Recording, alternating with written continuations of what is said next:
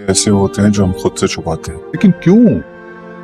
आका जानी, मैंने आपसे कहा ना, खुद को उसके काबिल ही नहीं समझता था और आप भी कभी मुवाफिक हुए ही नहीं। तुझे क्या लगता वो जबान से कुछ नहीं कहती तो मुझे सुनाई नहीं देता, लेकिन नहीं आएगा, कर उसका इंतजार। हैरत की बात तो ये है कि मेरे दिल में भी तुम, आना और मेरा पहली बार किसी चीज पर इत्तेफाक हुआ, अचानक ही आ गए थे।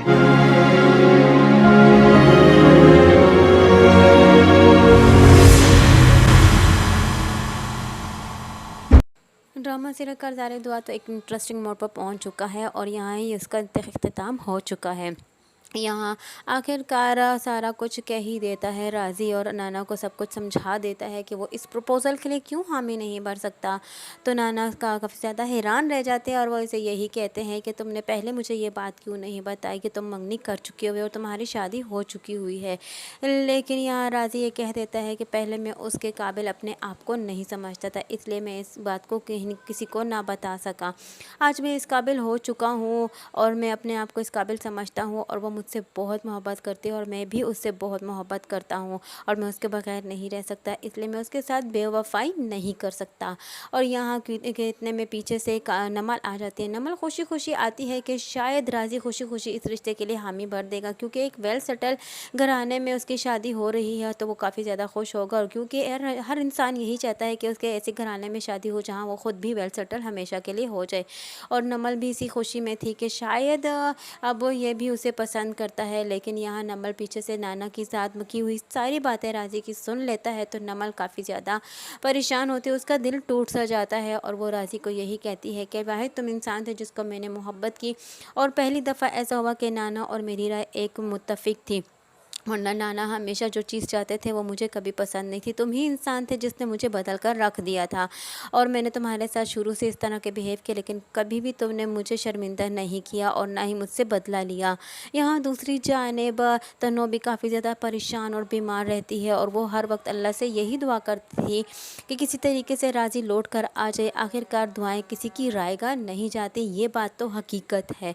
दुआ एक दिन ज़रूर रंग ले आती है। यहाँ तन्नो की दुआएँ जो हैं आखिरकार रंग लाने वाली है, लेकिन यहाँ उसकी माँ अभी तो नहीं जानती कि तन्नो की दुआएं रंग लाने वाली हैं। उसको तसल्ली देते हुए कहती है कि तुम नाराज़ नहीं हो और ना ही तुम अपना दिल खफा करो। मैं जानती हूँ कि तुम अपनी शिकायत किसी से नहीं करती, लेकिन फिर भी मैं टूटा हुआ दिल तुम्हारा जानती हूँ और तुम अभी तक राज़ी को नहीं भुला सकी, इसलिए मैं तुम्हें यही कहूँगी कि तुम राज़ी को भुला दो। वो इतने अरसे से कभी उसने लौट के नहीं आया और ना ही हमें पूछा तो ना ही मुड़ के वापस आएगा, इसलिए तुम्हारा उसको भुला देना ही बेहतर है। तन्नो के दिल में चूँकि राज़ी बसता था, इसलिए उसे यकीन था कि राज़ी एक दिन ज़रूर लौट कर आकर। वो ये जानती थी कि राज़ी मुंह से तो इकरार नहीं करता अपनी मोहब्बत का, लेकिन वो दिल ही दिल में मुझसे मोहब्बत ज़रूर करता है, क्योंकि अब्बू ने कभी उसके अब्बा जान ने कभी उसके साथ ऐसा रवैया इख्तियार नहीं किया जिससे वो मुझे अपने काबिल समझता, इसलिए वो मुझे अपने काबिल नहीं समझता था, इसीलिए उसने कभी मुझसे मोहब्बत का इजहार नहीं किया और सख्ती की ताकि मैं उसे भुला पाऊँ, लेकिन मैं कभी उसे भुला ना पाऊँगी। और उसकी दुआएं आखिरकार रंग ले आती हैं। यहाँ आखिरकार राज़ी जो है अब वापस आ जाता है तन्नो के पास और जैसे ही दरवाज़ा खटकता है कि इतने में जब चची जान दरवाज़ा खोलती हैं तो सामने खड़ा राज़ी खड़ा होता है और चची जान राज़ी को देखकर काफ़ी ज़्यादा हैरान रह जाती है। चची जान चूँकि ख़ुद भी राज़ी से बहुत मोहब्बत करती थी, अपनी औलाद से कम तर उन्होंने उसे कभी नहीं जाना था, इसलिए राज़ी को देखकर चची जान बहुत ज़्यादा खुश हो जाएंगी। और यहाँ तन्नो के पास भी राज़ी आ जाता है और राज़ी जो है तन्नो से माफ़ी मांगता है और उससे कहता है उसे वापस ना जाने का वादा करता है और यूं दोनों हंसी खुशी ज़िंदगी गुजारने लग पड़ते हैं। यहाँ तन्नो भी काफ़ी ज़्यादा खुश हो जाती है और फिर से सेहतियाब हो जाती हैं और यहाँ अब चचा जान भी माफ़ी मांग ही लेते हैं राज़ी से और उसे शर्मिंदगी का इजहार करते हैं। और यहाँ जब तन्नो को जब यहाँ देखते हैं कि राज़ी वेल सेटल हो चुका है, पढ़ लिख भी चुका है, तो चचा जान अपने किए हुए पर बहुत ही ज़्यादा शर्मिंदा होंगे, क्योंकि उन्होंने कभी राज़ी को इस काबिल समझा ही नहीं था। वो तो ये जानते थे कि शायद राज़ी बदमाश है और वो कभी भी अच्छा नहीं बन पाएगा, उसको पढ़ने लिखने का कोई शौक़ नहीं, लेकिन हकीकत में तो ये था कि राज़ी को शौक़ था, क्योंकि वो अपने आप को तन्नो के काबिल बनाना चाहता था। ये राजी की खुशकिस्मती थी कि उसे एक ऐसे घराने से ताल्लुक़ जुड़ गया जिसने उसे पढ़ाया लिखाया और सख्तियाँ दुनिया की जो झेलने वाला था, मज़ीद आगे आकर वो उन सख्तियों से बच चुका। लेकिन राजी ने आखिरकार हिम्मत ना हारी और हार ना मानी और अपनी खुदगर्जी और एहसास के साथ उसने आखिरकार अपने आप को तन्नों के काबिल बनाकर ही छोड़ा और अपनी तन्नों को अपनी चच्ची जान के घर से हया इज़्ज़त से ब्याह कर ले जाने आया था। अब यहाँ उसने हकीकत में तो नहीं रहना था, क्योंकि वो यही चाहता था कि वो ऐसे घर में रहे जहाँ वो तन्नों को अपने साथ ज़िंदगी गुजार सके और अपने घर में ले जाकर तन्नों को रिहाइश पजीर करे। वो कभी भी चचा जान के घर नहीं रहता था।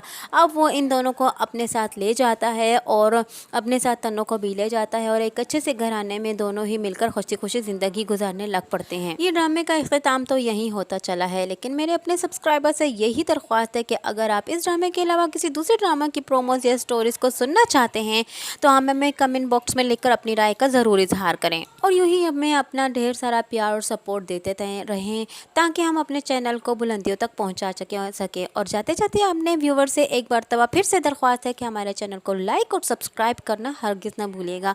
आपका यही लाइक काफ़ी ज़्यादा हिम्मत और मोटिवेशन देता है।